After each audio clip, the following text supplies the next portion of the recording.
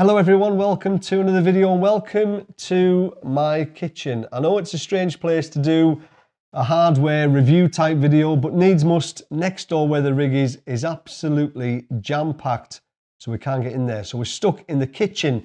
So today we're going to be having a look at the brand new Fanatec CSL Load Cell kit for the Fanatec CSL pedals.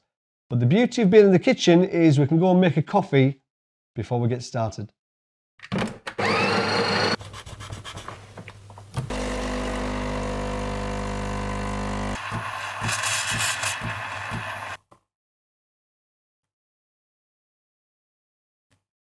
So before we take a look at the pedals, the necessary disclaimer: Fanatec sent me these for free, so I didn't pay for them. Although Fanatec don't see this video before it's published, nor do they have any input in what I do or don't say. So these are very much my own opinions. Now this isn't a review per se, this is the thoughts of a sim racer just like you.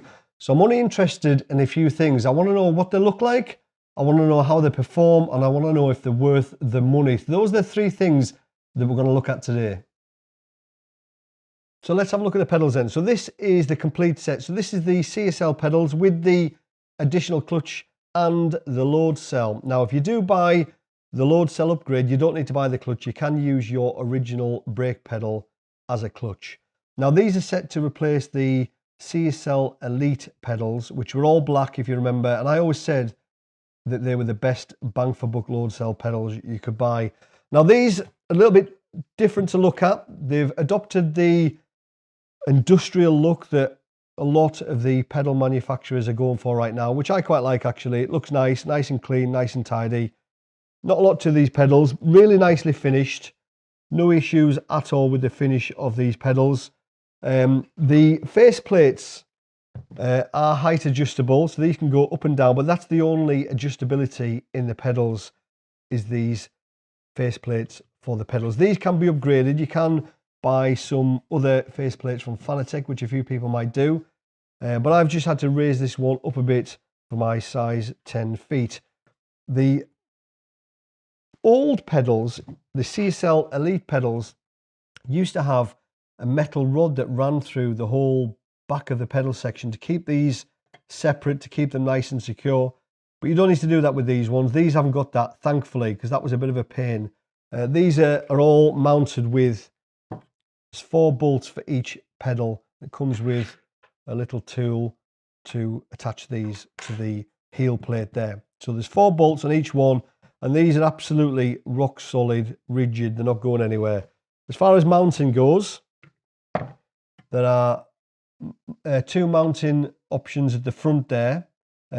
These are pre-drilled and tapped, so you just need to bolt these on from the rear. And at the back of the pedals here, there's a hole in each pedal to hard mount those to your rig. Also, these have got like rubber feet on, so you can use them on the floor. And the back of the pedal is flat here. This on all of the pedals is flat, so this can butt up to a skirting board or whatever it is, and it won't mark it or dent it, or it won't go anywhere. So the load cell pedal here is the star of the show really with these pedals. It's got the elastometers on there. There's 65 Shaw, so you do need to press on this quite hard. There is quite a bit of pressure behind this pedal. The accelerator is quite smooth. This one's got a bit of a squeak there that'll probably go in time. It's quite smooth. There's quite a bit of travel there with that. The clutch is just a clutch, just straight up and down. There's no step in the clutch like with some of the higher end pedals, like the Heusinkveld Ultimates that I've got on. You press it halfway down, then there's a definite step to kind of simulate a real clutch. But there's not one in these pedals, but you don't need it, to be honest. It's just for immersion purposes. The clutch is nice and light, accelerator is nice and light, and the brake, like I mentioned, it's got the 65 Shaw elastometers on the back with the load cell at the back there. So lots and lots of pressure can be applied through the brake pedal. So what's the driving experience like with these pedals? Well, as I mentioned, the accelerator is really light, really smooth. No issues with the accelerator at all. Same with the clutch. It's just a clutch. There's not a lot really to talk about. The brake pedal, it's really easy to modulate the braking with this pedal. Now, I purposely chose some difficult cars to drive in iRacing, cars that don't have ABS, because that's always a good indicator how good a pedal is how good you can modulate the pressure.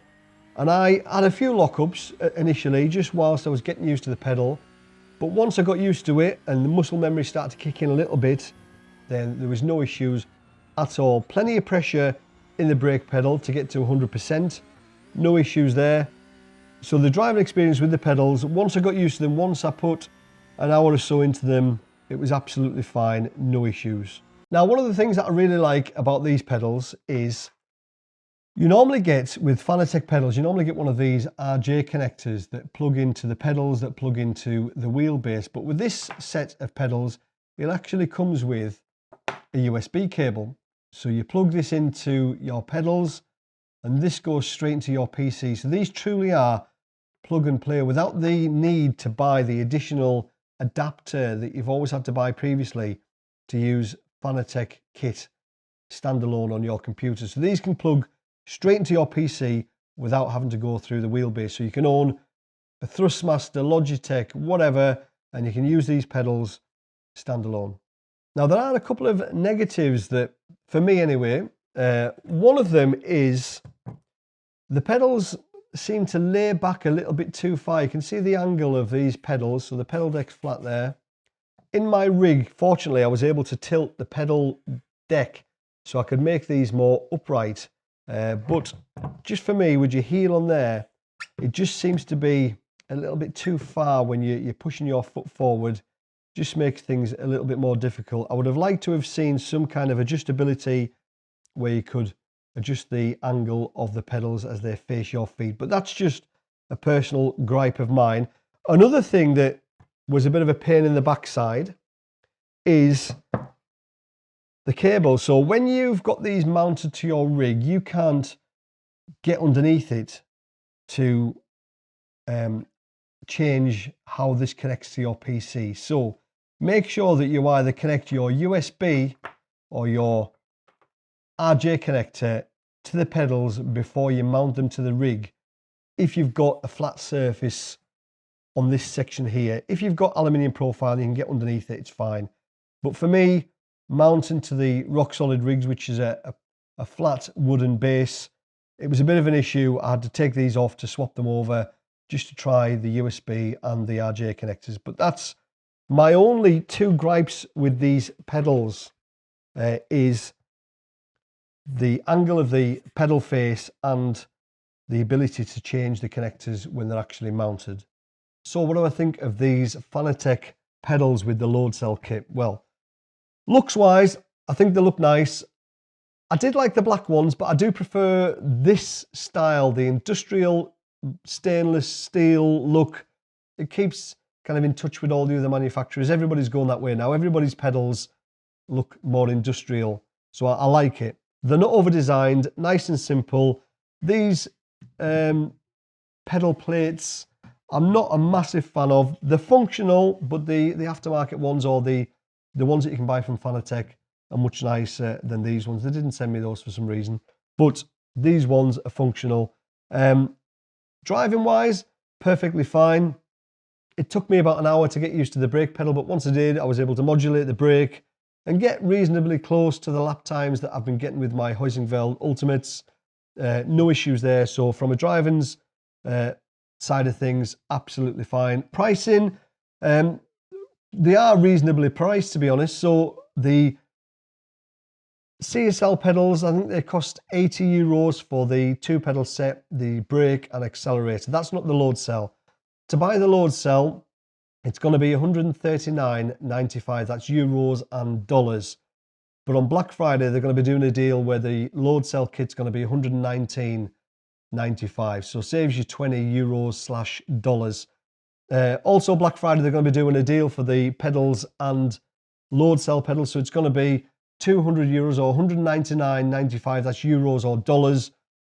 And for that, you're going to get a 3-pedal set, because remember, you can use the brake pedal as a clutch. So for €200/dollars, that are truly plug and play 3-pedal load cell kit, then absolute bargain. So down below there'll be a link to the pedals. Please note that that is an affiliate link. So if you do buy them through there, I will get a small commission. If you don't want to use that link, please go and find your favorite content creator that is a Fanatec partner. Go and support them, buy the pedals through their link. So this isn't a hard sell. Buy them if you want to buy them. If you don't want to buy them, don't buy them. These are my thoughts as a sim racer. They look nice, they drive well, and as far as pricing goes, I think they're bang on. So there we go, short video. Thank you for watching. Goodbye from the kitchen.